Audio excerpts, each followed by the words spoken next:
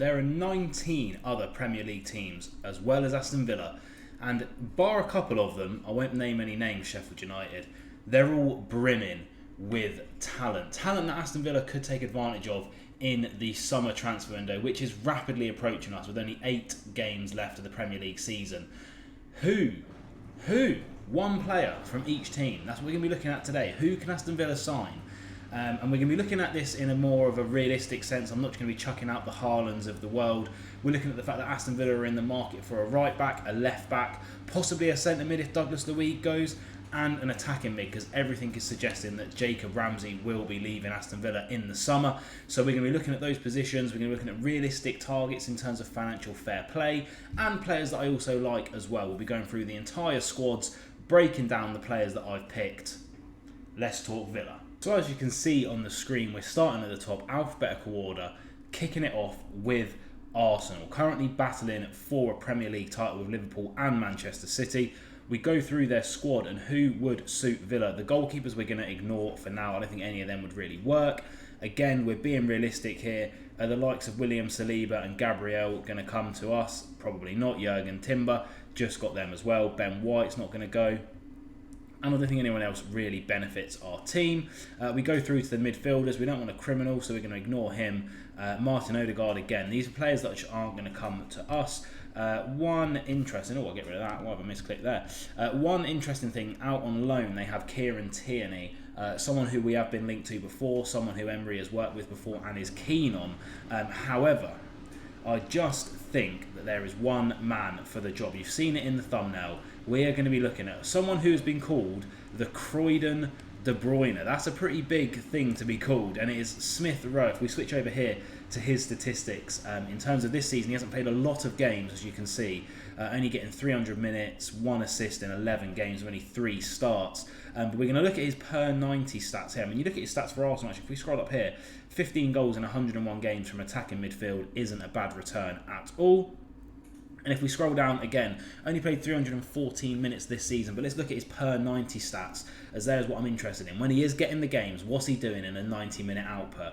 And as you can see here, expected goals, nearly half a goal per game. So his expected goals is actually a goal every 2 games. I think a few seasons ago, he got 10 goals in like 33 games in the Premier League, so he can get a goal. He's got an eye for them. He's taken a good amount of shots. He's got that confidence. And again, assists as pretty much averaging an assist every, 180, 270 minutes, so 1 every 3 games.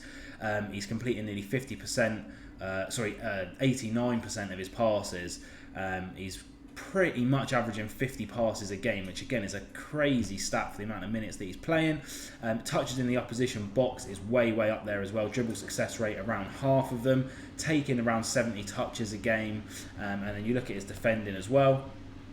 Happy to get in and stuck in the blocks, and he's only getting dribbled past half a time a game. No red cards, no yellow cards, and his progression as well with the ball is fantastic. We know he can dribble, we know he can pass. A player that Emery's been interested in, a player that Aston Villa seem to have been linked to for an absolute age. I think the Croydon De Bruyne could slot right in where, if Jacob Ramsey goes, that void that he would leave on that left attacking mid side. He's a player similar age to Jacob Ramsey. He's struggling with injuries like JJ. I feel like we might be able to get more money for JJ than we would have to pay for Smith Rowe. The Croydon De Bruyne for me. Next up, we are looking at Bournemouth. This one's a bit trickier because one of their main players, I think, is probably going to go for a lot more money than Villa will be able to pay for him this summer. But we look at their goalkeepers. None of those are going to be of interest to us. No goalkeepers are going to be of interest to us at all, really, are they? You look at their defenders, possibly Lloyd Kelly having a decent season but struggling with injuries. Again, their wing-backs aren't anything to shout home about. You might look at Max Aarons as a right-back option, but hasn't really done it enough for me in terms of being able to replace Matty Cash if we do manage to sell him, that is, in the summer. We go across to their midfield, and some good players in here, to be fair. Some stalwarts of the Premier League. Tyler Adams from Leeds, a player that I believe we were looking at one point. Philip Billing, feels like he's been around in the Premier League and linked with big clubs for years on end now. A good, powerful, big centre mid. And then you look at their forwards, and that's the man that everyone's going to be interested in the summer, isn't it? Dominic Solanke, 18 goals this season in the Premier League, I believe. Not in the Premier League, but sorry, overall. Really leading the line for the Cherries. He's been their best player without a doubt. and gonna probably get a big move in the summer. Let's be honest, he's not going to be playing at Bournemouth next season.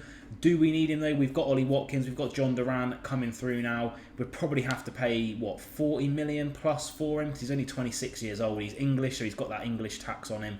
So I think we leave him and we actually go back to the midfield, where we look at Alex Scott, come this season from Bristol City. I believe that Villa might have actually been interested in him when he played for Bristol. There was a lot of interest in him playing for Bristol in the Championship, and this could be why. If we go over here to him again, we're looking at Alex Scott, not the female pundit. You look at his player traits compared to other midfielders, considering he plays primarily as an attacking midfielder.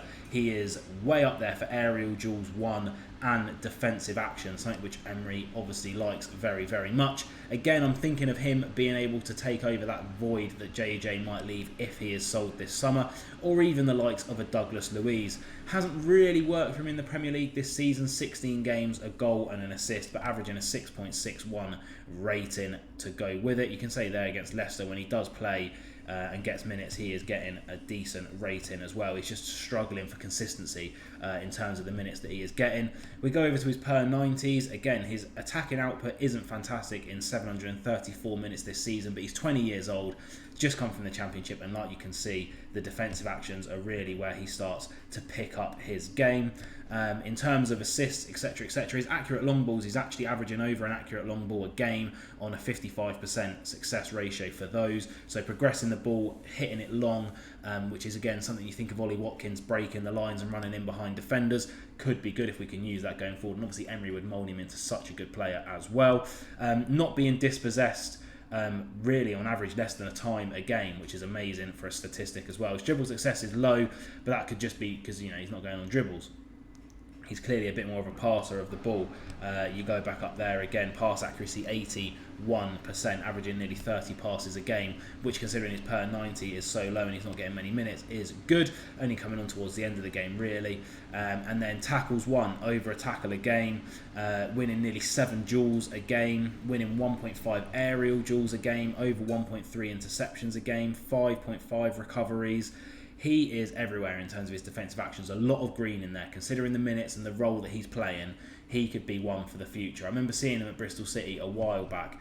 If we scroll up here, you can see 91 games for Bristol, starting from 2021. Considering he's 20 now, started playing for them when he was 16. He could be one for the future, and he could be, again, a cheaper option to replace JJ and have that young English player coming through the ranks. And we move on to Brentford next up in the list. We're going to ignore the goalkeepers again. And you know what? Brentford find themselves in this weird relegation scrap. We play them today as I'm recording this video. And it's so strange to me that they're so low in the table, because you actually look through their squad and they have a lot of talent all over the pitch. Starting off with Aaron Hickey, a highly touted fullback. Not for me. Again, Rico Henry, not for me.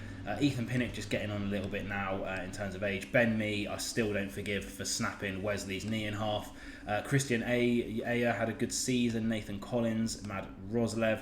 But we're going to go forward to the midfielders here. Again, none of those I feel like would work really for us in terms of slotting into our team, or are they good enough? You have Christian Norgard, Matthias Jensen, Josh Da Silva. Wissa is a very, very, very good player, can play across the front three as well as dropping down into the midfield, and he was one that I seriously considered for one player from Brentford we could have. Frank Onyenka, Damsgaard I like, Pert Harris.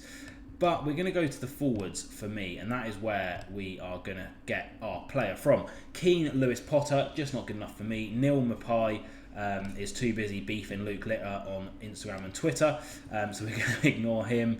And it's really between these two for me. Ivan Toney, again, one of the premier English strikers at the moment, but I just don't like his attitude. I mean, he literally talks bad about Brentford every single week, and yet he's their captain. And I also think that a team like Arsenal or Spurs or Liverpool or a team like that is going to come in big money for him in the summer, and we will be priced out of that move. And I also don't think he's the best forward that they have. We're actually going to be looking at this man here, Brian Mbueno, and as you can see here, we have got him up just under Kylian Mbappe foot mob. But again, 24 years of age. He's a left footer, plays on the right, but can play up front and on the left as well. So again, he's versatile. Brentford always have this versatility in their front three, of the fact that their front three are interchangeable. You look at his player stats here: goals, defensive actions are lower, but aerial duels and shot attempts higher against other midfielders and attackers in the league. Currently has a more market value of 40 million, and you can see why here. 18 games in the Premier League this season, 15 starts, getting 10 goal contributions in the form of 7 goals and 3 assists, with an average rating of 7.2. In terms of his career so far, again, don't forget this guy's only 24 years old.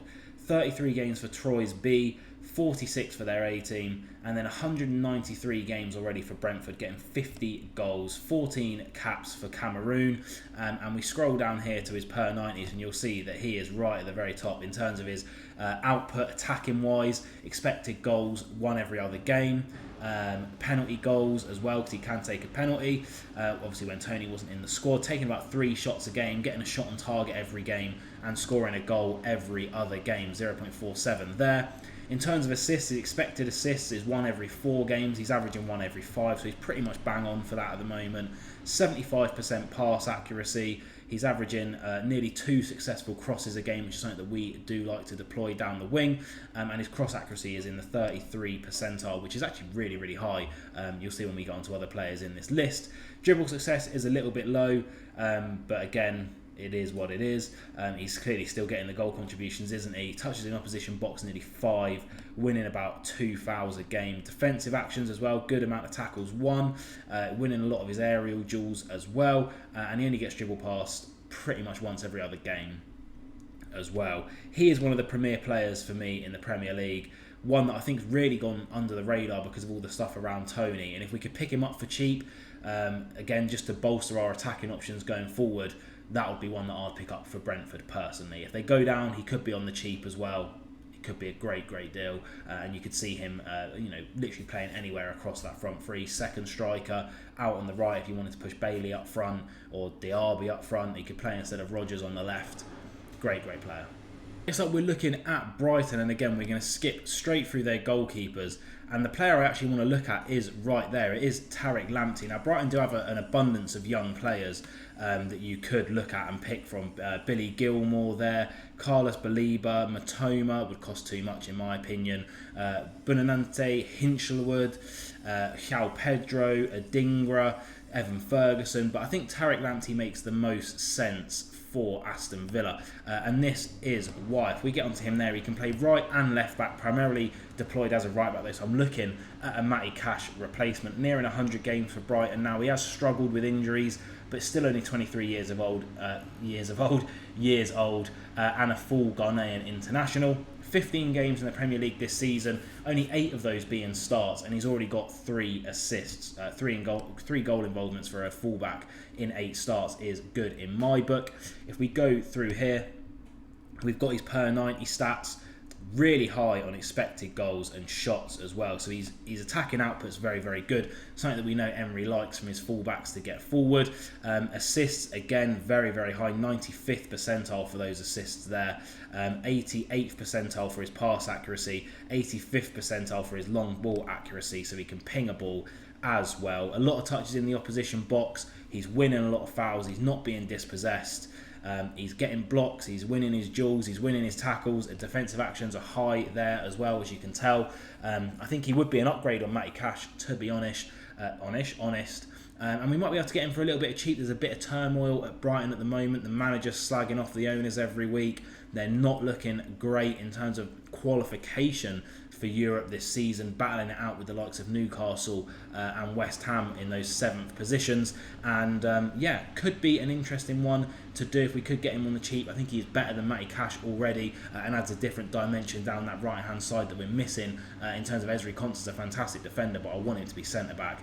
He's not an attacker by any sense of the imagination, whereas Tariq Lamptey really, really is. Next up, we're looking at Burnley. Again, this one's a tough one to pick a player from, because Burnley haven't really been lighting the Premier League up, have they? And I've been a little bit cheeky with my choice, which might give some stuff away. But if we scroll through here, you can see, I mean, Sander Berge may be one of the ones that people could look at going forward. Bringing back our boy Aaron Ramsey. I don't even know if we put a buyback clause on him, but he hasn't lit the world alight down there either. Again, scrolling through, there's just no one really that stands out on Burnley's team. You look at the players they have out on loan. They're out on loan from Burnley for a reason, aren't they? But we're going to go up and we're actually going to look at a player that they have on loan, which is David Datro Fofana from Chelsea. Chelsea always, I mean, they're going to need to sell players in the summer, aren't they? Let's be honest. But he is technically a Burnley player, and that is why I am going to look at him today. 21 years old, plays for Ivory Coast internationally. Again, he's going to be going back to Chelsea in July. A player they might have to look at selling. They're in a bit of sticky water with FFP. So again, a striker, but can also play on the left, split striker, which I do like. I think he could play that position for us. Played 9 games for Burnley this season, starting 7 of those games and getting 5 goal involvements in this way of 4 goals and an assist. In that Burnley team who struggle, that is pretty good. He was on loan to Union Berlin last summer. Chelsea bought him from Molde, where he got 21 goals in 61 games. And we look at his per 90 stats here. If I scroll up, I'm going to go too far. He's expecting, or he's averaging a goal every other game, so 0.53 there. It's in the top 60% for strikers in terms of per 90s. Expected goals, he's outperforming that at the moment. He's only taking 2 shots a game, which tells, I mean, that's Burnley, isn't he? He's not going to get an abundance of shot for Burnley, and he is tucking away the ones that he is getting. Long ball accuracy, 100%, fair enough. Cross accuracy, 33%. Pass accuracy, 70%. He has got that assist as well, which is registered there, which puts him above the 50 percentile, considering he's only played, 600 minutes this season. Defending, he's winning a lot of he's committing less fouls than other people. Not being really dribbled past a lot either, and not got any red cards. We'll throw that one in there. Fair enough, 100 percentile for that. But again, these are the stats that matter for him. 7 starts, 5 goal involvements. Could be one that we could get on the cheap from Chelsea if they need to get rid of players. Could be an option. Especially if John Duran goes. But people are saying that John Duran might be sold to AC Milan for 40 mil. Get him in for 15.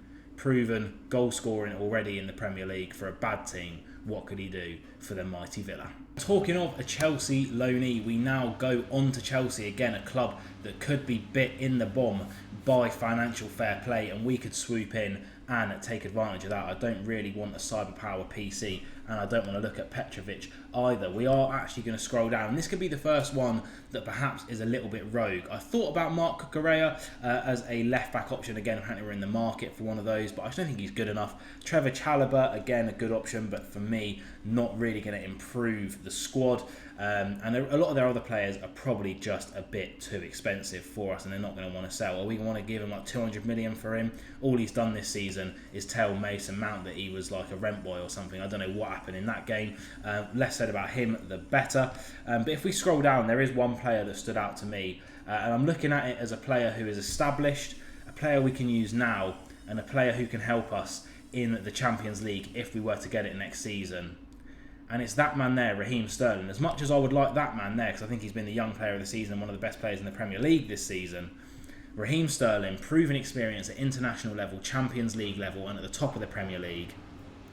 He's fallen out of favour at Chelsea. Will they just want to cash in on him? This is what I think. And again, he can play all across the front three and up front. Still only 29 years of age, which is mental to me, because I feel like Raheem Sterling has been around for so long, and he's not even 30 yet. Not even 30 till December as well. He started playing for Liverpool in 2012, 12 years ago. I mean, Jesus Christ, he's been around for so long. But you look at his stats there: 131 goals for City, 17 for Chelsea, 23 for Liverpool. This season, 21 starts with 10 goal involvements. So he's still not even playing bad, averaging near a 7. And he's out of favour there. That tells you everything you need to know. You look at his per 90 stats here. Again, a decent output for XG on target. His goals are a little bit lower this season, but again, he's coming off the bench. He's not really, playing that role that he did at City when he was there. Long ball accuracy is still high. His pass accuracy leaves something to be desired. But everyone's allowed an off season. He's still completing nearly 2 dribbles a game. He's having nearly 9 touches in the opposition box and winning penalties as well.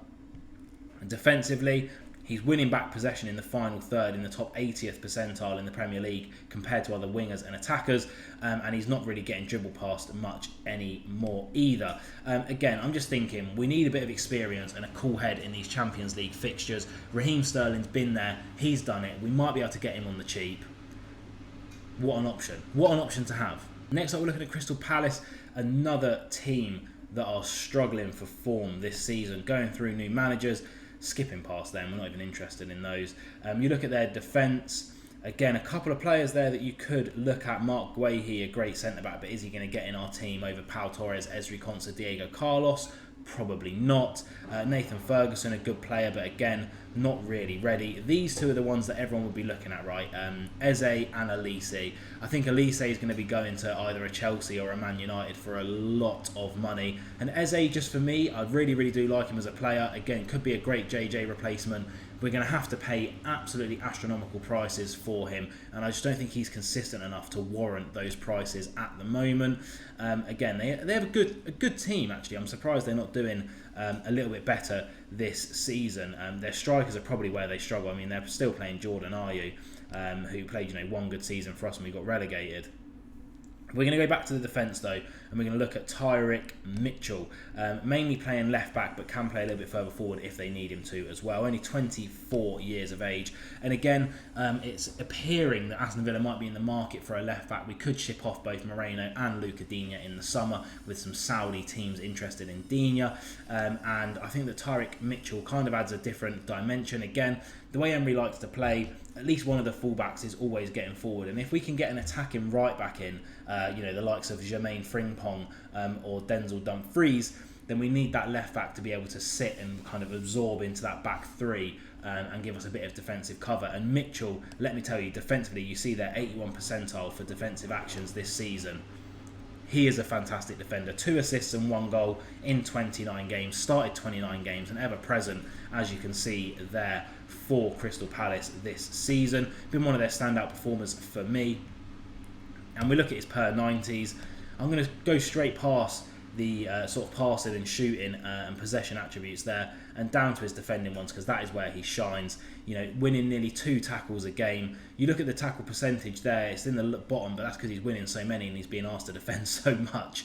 But he's winning 59% of his duels. He's getting nearly an interception a game, 6 recoveries a game. He's only getting dribbled past once every other game as well. Winning possession in the final third when he does press high, and an all-round fantastic defensive fullback option, one that could absorb into the back line if we get that attacking right back that we all want, like Jermaine Frimpong, and a good option, a great option, and probably a cheap one as well. Now we look at another team towards the bottom end of the table, technically in a relegation scrap, but I think they'll be safe, and that is Everton. And again, scrolling past the goalkeepers, we're not interested in those. And I've gone big for Everton. Probably, I'm looking through my list, probably the most expensive, or one of the most expensive players on this list, and there's good reason for that, and that's because I think he really could be one of the best players in the Premier League going forward. But if we keep on scrolling here, big shout out Ashley Young, still playing at 56 years of age. No defenders really, apart from Braithwaite, interest me there, but he'll be going to United or someone big for excesses of £50 million, and we don't need to spend that on a centre-back. We look at their attacking players, again, nothing that really stands out to me. It's that man there, Amadou Onana, and I would only say we would be able to sign him if Douglas Luiz goes in a big money move in the summer, because I truly believe we should be getting 80 million plus for Douglas Luiz, and I feel like we might be able to pick up Onana for maybe about 40, maybe a little bit less, a little bit more. But this season, not get any assists, 2 goals in 24 matches. But he's a defensive-minded midfielder. You see his aerial duels won, his defensive actions, they're all high. He's not fantastic on the ball, I will have to admit, and you'll see that in his per 90 stats. However, he defensively and physicality and the way he reads the game off the ball, for me, really could be, like I said, one of the best midfielders in the Premier League going forward. He gives me Yaya Toure vibes in terms of his play style. And again, you look at his shooting, not fantastic, but you actually look at his passing, completing 70% of his long balls, and considering he's doing 3 of them a game, that is an impressive statistic indeed. 33% cross accuracy as well, 85% on his pass accuracy, doing about 40 a game of those as well. In possession, he's hardly getting dispossessed, and when you look at the size of the bloke, I'm not surprised. And he's winning 2 fouls a game as well. And you look at his defensive actions, my God. I mean, I understand he's probably a bit of a similar player to Boubacar Kamara, and that would be one for Emery to figure out. But players like Onana, for me, only crop up once in a while. And if we have the opportunity, if Douglas Luiz gets sold, I feel like we have to jump on it. 8 duels won a game at 65%, winning 74% of his aerial duels, hardly committing any fouls per game, 7 recoveries, not getting dribbled past once a game, getting nearly 2 tackles a game. Generational. I truly believe there's something in Onana that makes him generationally a fantastic player. 22 years old, defensive midfield option, fantastic. So we move on to Fulham, allegedly London's original club. Skip the goalkeepers again. Emi Martinez, the world's number 1. See you later, pal. Calvin Bassey was actually someone that I liked in the summer, but again went here. Tosin Adebayo would be one. I think he might be going on a free this summer even, I want to say. 26 years old, strong, powerful British centre-back, but again, not for me because there's just a little bit of a better option in terms of this team. I do like Anthony Robinson in terms of a fullback option. Rapid, loves getting forward, but again, there's just a slightly better option for me. How Paulinho is going to go for like ridiculous money, and again, a bit like Onana, too similar to Kamara for me, but I think Onana has a higher ceiling. We're actually going to be looking up front here. We have Oiled Arms himself, Adama Traore, but if we scroll down a little bit more, there he is. Rodrigo Muniz has been an absolute revelation for Fulham this season. 22 years old, plays up front for Brazil internationally. No caps as of yet, but again, 12 starts this season, 8 goals and an assist in 19 games overall, but 12 starts, 9 goal involvements, playing for Fulham. Look at his aerial duels, one as well. The boy can get up. He's 186 centimetres tall, so just over 6 foot. You look at his goals here, 2 against Tottenham, 2 against Bournemouth, 1 against us, 1 against Burnley, 1 against Brighton. He doesn't discriminate on who he scores against. He's not just banging against the bad teams. And we look at his per 90s here, and you will see why he is such an exciting young talent. 79th percentile for goals. He's outperforming his XG, taking a lot of shots per game as well. He's aggressive with it. Non-penalty XG is high, getting nearly 2 shots or 1.5 shots on target per game.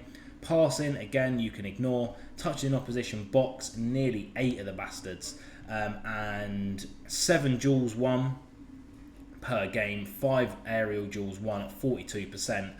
He's getting a block a game. He's hardly getting dribbled past, but you just look at those stats. 12 starts, 8 goals for Fulham, who are mid-table. He could be a really... And imagine him and Watkins up front as well. Ooh, baby. If we get him for cheap, pull the trigger. So next up we have Liverpool, and again a hard one, and I've had to do something a little bit cheeky for Liverpool. Actually, let me turn my light back on here. I have to do a little bit cheeky for Liverpool, and that's because you look at through their team. Yes, Klopp's leaving, so there's going to be a bit of change, but the likes of Joe Gomez, Konate, Van Dijk, Robertson, Trent, they're not going to be going anywhere, are they? Let's be honest here. Same with the midfielders, same with the attackers. Who from this attacking unit are you getting in the Premier League that's actually worth it? Not anyone. But I'm actually going to go through and go for Connor Bradley on loan. Still only 20 years old, still making his breakthrough at the club. Clearly, Klopp likes him. But will the next manager? Do you know what I mean? That's all I've got to say about that. Again, 20 years old, plays at a right back, started 8 games this season, getting 1 goal and 3 assists. A 7.84 rating for the lad as well is outrageous, by the way. And we scroll down and go to his per 90s here. Look at them green stats for his shooting output. Look at the green stats for his passing output. Look at the green stats for his possession output. And look at the green stats for his defending output per 90. If we could get him on a season-long loan, if Liverpool were willing to loan him to us for 1 season and 1 season alone, I would 100% take that. We could sell Matty Cash. We wouldn't have to reinvest the money straight away if people like Frimpong aren't available. And I think he's a brilliant brilliant player, a brilliant right back, and if we could get him, that would be probably one of the deals of the season. I truly believe he could get 10 plus assists in the way that Villa play. Next up, we look at one of the surprise packages of the Premier League season. I think everyone expected them to go down bottom of the table considering their budget, etc, etc, but it is Luton, who have actually given us a bit of a good run and some really, really good games this season. We look through their team here. We're going to get back to the defenders because it's one of those that we will be looking at. But again, some good players in there, to be honest. Ross Barkley having a bit of a career resurgence for them. Louis Watson out on loan. Again, what a story for Pelly Ruddock Mpanzu, coming from the Conference League all the way to the Premier League. Lokonga, again, another one they have out on loan. Colton Morris had a decent season. So has Elijah Adebayo, but again, not really the type of striker that Villa would be looking at. What I am going to look at is a player that we've already been linked with this season, and that is that man right there, Gabriel Osho. Contract is out on June the 30th, as is Luton's operating model. They can't really tie their players down to big contracts, so quite a few are out in the summer. And apparently we've already looked at him as a potential free transfer. 16 games this season, getting 2 goals in the Premier League, struggling with injuries this year, only 25 years of age. And the thing that impressed me about him is he started a little bit slow in the Premier League, but let me show you his few run of games that he had there. Look at them. Look at them. He's a good player, let me tell you that, for absolute free. We look at his per 90s here, right up there in the 90th percentile for goals as well. In terms of defenders, good amount of successful dribbles as well. And you look at that, he's winning a tackle a game on 54% as well, making nearly 2 interceptions a game. That's 94th percentile stuff for Osho. Only committing 1.2 fouls, 5 recoveries, barely getting dribbled past 1 every 2 games there as well. And like I say, 25 years old, for free, to give that a little bit of a backup in the defensive area for us. It'll probably be like, you know, someone like him, we're not going to have to pay him a massive amount of wages. For FFP, it's a glorious thing, and I think he could be a really, really good Premier League player going forward as well. Next up, we look at City, who are currently battering Crystal Palace 4-1 as I record this video. It was 1-1 at half time.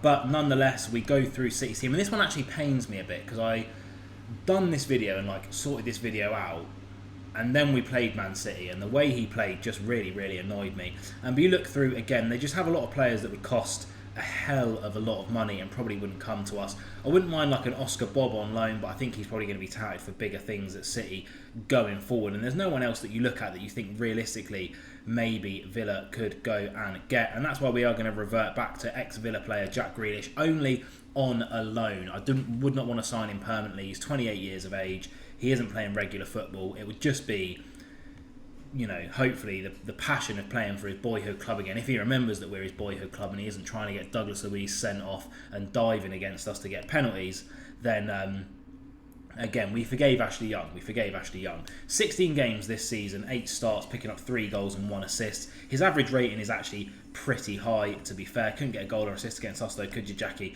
And obviously a full England international. His per 90s this season in terms of shooting output is actually pretty poor, but his passing output is nice and decent, getting 0.3 expected assists a game, completing 50 successful passes a game on 86% accuracy, 75% long ball accuracy, and 25% cross accuracy.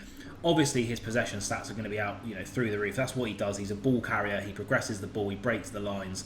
4 fouls won per game as well. It's completing 70% of his dribbles. It's an outrageous number.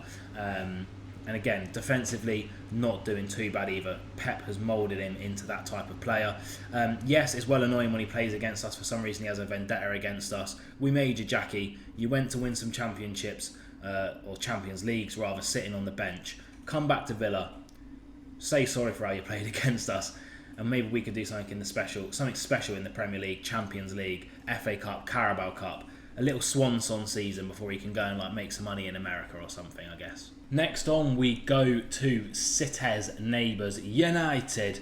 And again, we're skipping the goalkeepers. In terms of defenders, I want Harry... No, I'm really joking. Of course, we don't want the Beko fridge. Tyrell Malacia, I don't think he actually plays football anymore. I think he's retired. Haven't seen him in about 60 years. We'll stay away from Willie for now. Again, in looking in their midfield, no one really that you think could come in and do a job for us apart from maybe Kobe Mainoo, but they're not going to sell him. And if they do, he'd be going for a hell of a lot of money. You look at their attacking options as well. No one there that actually interests me at all. Again, we don't want criminals at the club. Sancho was one that we were linked with quite a bit back in the day on loan, but again, I think his career's just tailed off too much for me. Martial, career's tailed off too much for me. That's why we're going to go back and actually go to who I think has been one of their most consistent performers this season, and that is that man Diego Dalot. We'd have to pay a fair amount of money for him. He is only 25 years of age. 3 assists and a goal in 28 games in the Premier League this season, averaging a rating of 7.23. We go down here, you can see he's just Mr. Consistent for Manchester United, to be honest with you, and I think he's probably one of the best players in terms of that right-back position in the Premier League this season. He's gone under the radar a little bit. We look at his per 90 stats, way up there for shots, and doing decent, in the oranges. And that's something that you'll notice about Dalot. There's a lot of orange and green and not much red at all in his stats. Like I say, Mr. Consistent, a lot of accurate long balls, a good percentage on his long balls as well, 82% on his passes as well as that, nearly 33% on the crosses. That's similar to wingers in this league. 60% on his dribble success ratio. He's having 70 touches a game. Again, not conceding many penalties, 16% off of that. Winning a lot of his tackles, interceptions, blocks, fouls committed, recoveries, dribbled pass. They're all in the good percentiles in the Premier League. And like I say, a solid right back option. He can get forward, he can defend. I think probably been one of Manchester United's most consistent players this season. A credit to them in terms of how he plays. I would like him at Villa, a Matty Cash replacement. Again, are United going to be able to pump themselves into those Champions League spot? We might have more pull than them next year in terms of that, if he wants to play Champions League football. A good signing. Next up, we look at Newcastle United. Again, another team struggling to get into the European places this season. Eddie Howe, highly touted to take over from Southgate if he doesn't win the Euros in the summer. So there could be a little bit of turmoil at that club. FFP hitting them just as well as it's hitting us, effectively. And we scroll down again for Newcastle. There's a player who I think stands out to me and really could do a job for Villa under Emery. I think his profile fits Emery quite well. He struggled this season. I would love the likes of Joel Linton. I think he would be fantastic at the club as well. Bruno Guimaraes, but you're going to have to pay a lot of money for them.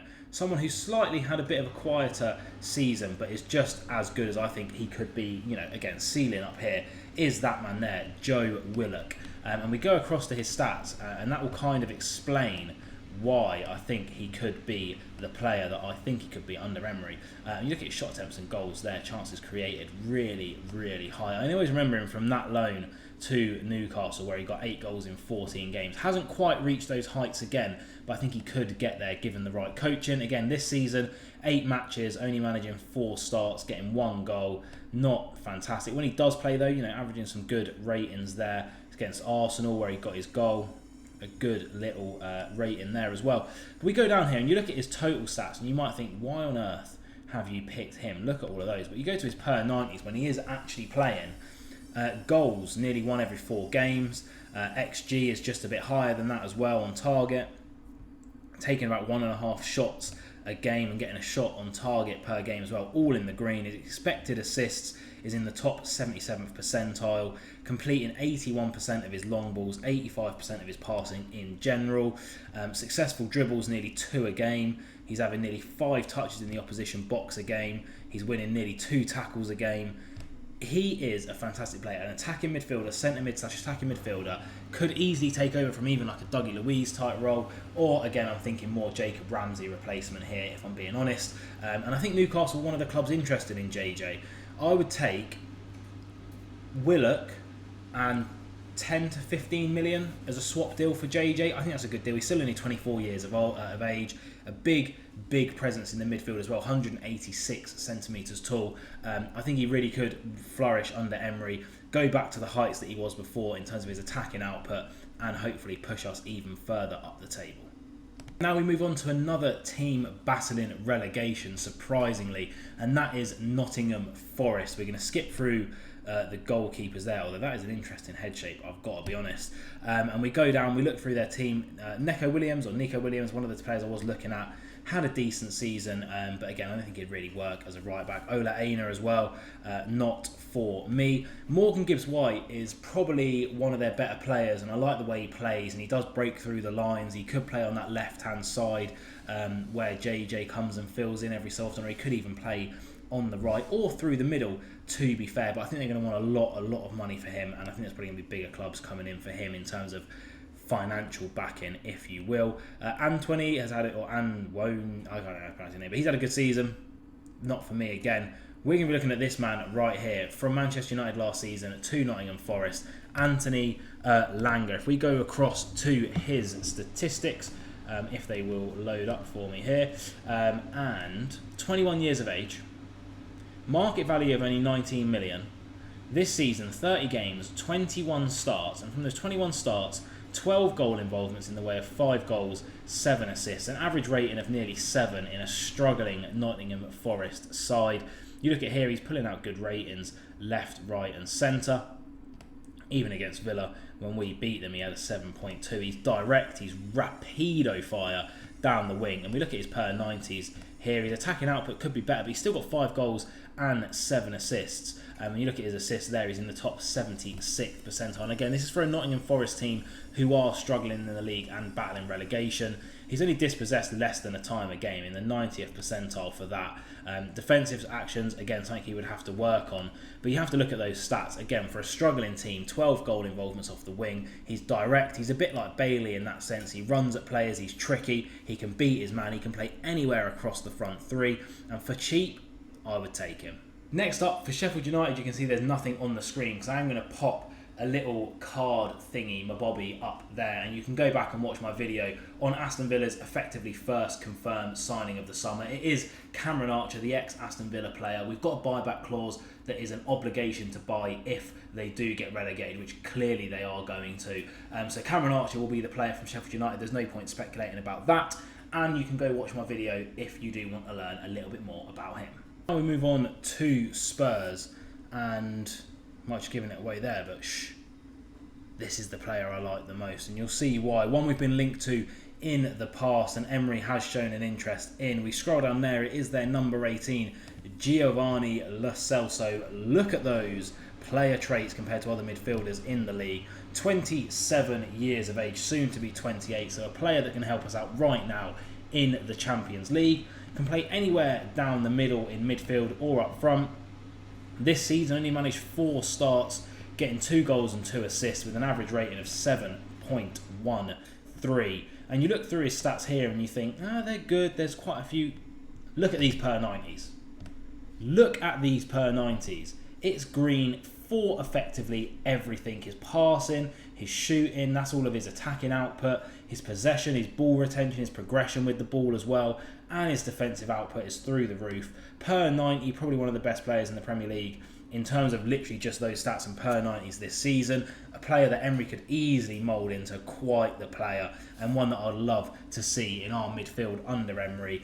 Again, we've shown interest. Let's go get him. Next up is our second to last team, I believe, if I consult my list here. It is indeed, and it is West Ham United. Now, this was a toss-up between 2 players. Again, West Ham seem to have some standout players and other players that just wouldn't get into our team, to be honest with you. I looked at Aguiar, but again, we don't really need a centre-back, do we? Ward-Prowse, for me, doesn't really get in our team anymore. Lucas Paqueta was the one I was really looking at. Calvin Phillips is too busy sticking his middle finger up at West Ham fans to play football properly at the moment. Kudus, again, they've only just signed him. He isn't going to leave. Alvarez, I like as a player. But there's one player this season, that man there, Jared Bowen. He's playing as a striker. Emery likes 2 strikers. Could you imagine him? Him and Watkins up front would be different. And we go across to his stats here this season. 27 years of age, 30 games, 15 goals, 5 assists, 7.2 rating. Need I say more about him? You know what I mean? We were linked with him when we was at Hull. We look at his per 90s here. And again, they all go down because he's playing so much football. But we all know how good Bowen's been this season. Forced his way into the England team. His expected assists is actually quite high there. We look at his totals here. They're all in the green, aren't they? They're all in the green. We'd have to pay a lot of money for him, which is the sticky point. But him and Watkins up front, that's top 4 material. Easy. And last but not least, it is our not very noisy neighbours battling it out in mid-table, Wolverhampton Wanderers. There's only one player that I'll really be interested in from them. There is another one up front. Where is he? There he is, Pedro Neto, but I think he's probably going to go for ridiculous amounts of money. Same with Mateus Cunha. But again, I'm looking at who can benefit us, and it would be Ryan Ait-Nouri. We go across here, left back. Again, we're in the market for wing backs this season. So far, 26 games, 2 goals and assist. He's averaging a 7 rating as well, playing really well, getting a lot of really good games in for Wolves this season. There's a lot of interest around him, a full Algerian international, and we look at his per 90s here, a fair amount of green in his attacking output in terms of his goals, but again, defensively and possession-wise, he's dribbling, he bombs up and down the wing, he's fantastic with the ball at his feet. Fair enough, he couldn't tuck that chance away against Villa, but again, possession-wise, progressing the ball up the pitch, defensively, a sound fullback and one that would benefit us. Probably any player I could see us realistically going for from Wolves. Pedro Neto would be nice, too expensive. I think Ait-Nouri could be where it's at. And there you go, it is nearly 3 o'clock, so I'm going to try and find a legitimate stream for the Villa game and watch that. If you have enjoyed this video, please do leave a like, subscribe for more of these special Villa related videos that will be coming out over the summer when the season does end. The Brentford review will be out on my channel before this video, so go back, check that out, see what happens if we do win or not. Leave a comment down below what you thought about the 19 players I selected here. Again, it's just a bit of fun, guys, but I could do this for other leagues. If you wanted to see me do it for La Liga, for the Bundesliga, Ligue 1, the Championship even, I'd be more than happy to go through those and pick out players as well. So leave that down below if that is something that you would enjoy. As always, up the Villa, be nice to everyone, and have a good weekend.